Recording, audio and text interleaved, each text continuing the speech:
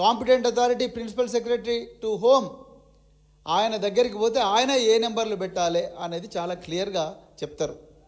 ఈ లిస్టు ఇవన్నీ మొత్తం కూడా డీజీపీ నుంచి ప్రిన్సిపల్ సెక్రటరీ దాకా పోతాయి.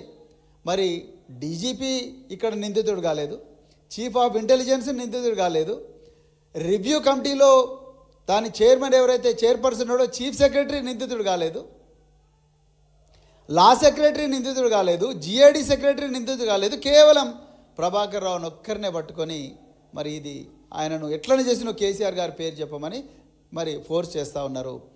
ఈయన చెప్పడం లేదు, వాళ్ళ అక్రమ ఆలోచనలు ఏవైతే ఉన్నాయో, వాళ్ళ వివక్షపూరితమైన ఆలోచనలు ఏవైతే ఉన్నాయో, వాళ్ళ కుట్రలకు ఈయన లొంగలేదు కాబట్టి, బెదిరింపులకు లొంగలేదు కాబట్టి ఇవాళ ఏం చేస్తున్నారయ్యా అంటే మళ్ళీ రెండవ ఇన్వెస్టిగేషన్ అని చెప్పేసి ఒక 4 ఐపీఎస్ ఆఫీసర్లను తీసుకొచ్చి ఆ సిటీలో పెట్టి వాళ్ళ పిల్లలను తీసుకొచ్చి, ప్రభాకర్ రావు పిల్లలు వాళ్ళేదో వాళ్ళ బిజినెస్ వాళ్ళు చేసుకుంటున్నారు, 9 గంటల నుంచి 10 గంటల వరకు కూడా జూబ్లీ హిల్స్ పోలీస్ స్టేషన్లో బంధించి వాళ్ళకు అక్కడిదక్కడనే అన్నం తినేటప్పుడు 160 నోటీసులు ఇస్తారు.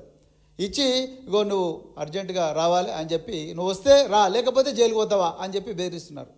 ఆ పిల్లలు, ఆ పిల్లల బంధువులు, అదేవిధంగా ఆ పిల్లలు ఎవరైనా బిజినెస్లు చేస్తుంటే వాళ్ళ బిజినెస్ పార్ట్నర్లు, ఆ బిజినెస్లు చేసేటోళ్ళ వాళ్ళ కార్లు ఉంటే కార్ల డ్రైవర్లు, వాళ్ళ ఇళ్ళల్లో పనిచేసే వ్యక్తులు, వాళ్ళందరినీ కూడా తీసుకొచ్చి ఇలా బెదిరిస్తున్నారు.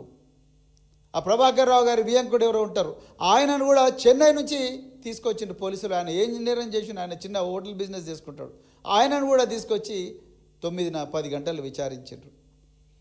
అదే కాకుండా దీంట్లో కొంతమంది క్రైమ్ హిస్టరీ ఉన్న వ్యక్తులను కూడా దీంట్లో వాడుకుంటున్నారు. ఉదాహరణకు సంధ్యా శ్రీధర్ రావు, సారనాల శ్రీధర్ రావు అలియాస్ సంధ్యా శ్రీధర్ రావు, ఈయన మీద ఎన్ని కేసులు ఉన్నాయంటే దాదాపు ఇక అది పెద్ద చిట్టా, ఒక ల్యాండ్ గ్రాబర్ అంటే పీడీ యాక్ట్ కింద జైలుకు పోవాల్సిన వ్యక్తి ఈయన సంధ్యా శ్రీధర్ రావు. ఈయన మీద 30 కేసులు ఉన్నాయి, 1 కాదు 2 కాదు 30 కేసులు ఉన్నాయి.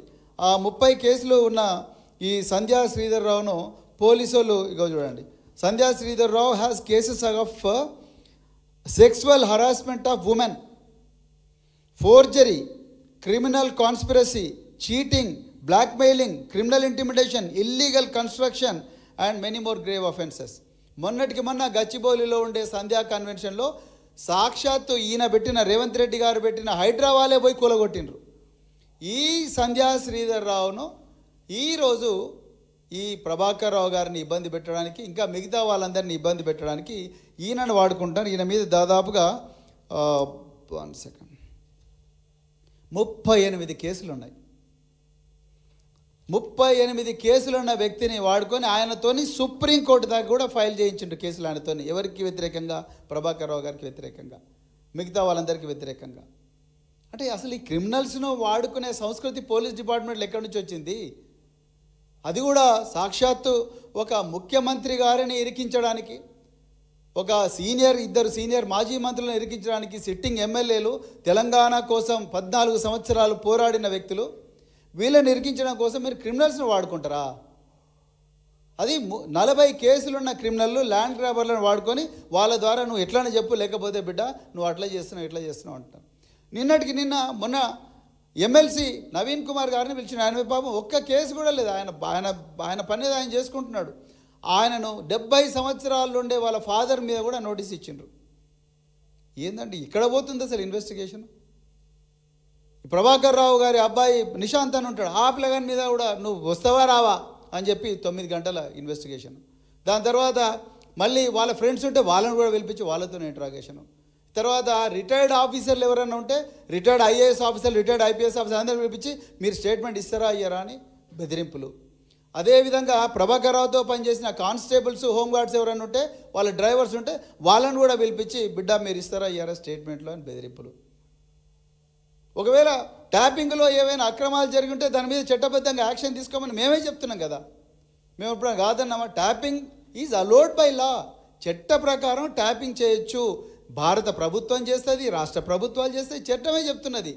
ఒకవేళ దాన్ని వాడుకొని ఎవరైనా దందాలు చేసినా, లేకపోతే ఎవరైనా బెదిరింపులు చేసినా, ప్రైవేట్గా లబ్ధి పొందినా అది నేరం. దాని ప్రకారం మీరు ఐటీ యాక్ట్ కింద కేసు బుక్ చేయండి, వాళ్ళ మీద చట్ట ప్రకారం చర్యలు తీసుకోండి.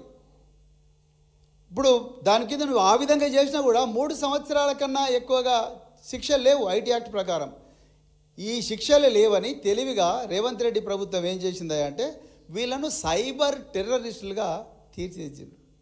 సైబర్ టెర్రరిస్టులుగా నింద మోపినారు. ఎవరి మీద? ఇగో ఈయన మీద. ఈయన సైబర్ టెర్రరిస్ట్ అంట. తెలంగాణ ప్రజలు చూడాలి. ఈయన cyber terrorist. 66F IT act ప్రకారం ఈయన సైబర్ టెర్రరిస్టు. దేశం కోసం ఎంతో త్యాగం చేసి అనారోగ్యంగా ఉన్నా కూడా పనిచేసిన ఇతను ఇప్పుడున్న డీజీపీ గారి దగ్గర పనిచేసిండు, అంతకుముందు మహేందర్ రెడ్డి గారి దగ్గర పనిచేసిండు, చంద్రబాబు నాయుడు గారు ముఖ్యమంత్రిగా ఉన్నప్పుడు పనిచేసిండ్రు, అదేవిధంగా కిరణ్ కుమార్ రెడ్డి గారు ఉన్నప్పుడు పనిచేసిండ్రు, కేసీఆర్ గారి దగ్గర పనిచేసిండ్రు. ఇంతమంది దగ్గర పనిచేసిన ఈయన ఎన్నో పథకాలు సాధించిన సైబర్ టెర్రరిస్ట్ అంట. A1 అసలు సైబర్ టెర్రరిజం అంటే ఏంటి?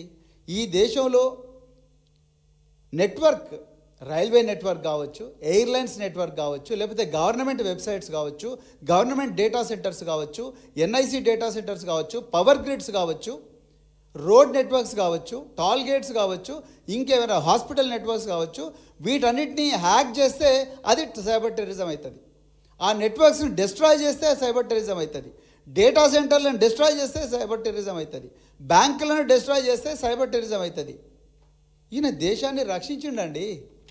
ఇతను దేశాన్ని రక్షించిండు. ఈయన చేసిన నేరం ఎంత ఏందా అంటే ఇప్పుడు ఆయన నోటి ద్వారా కేసీఆర్ గారి పేరు రావట్లేదు.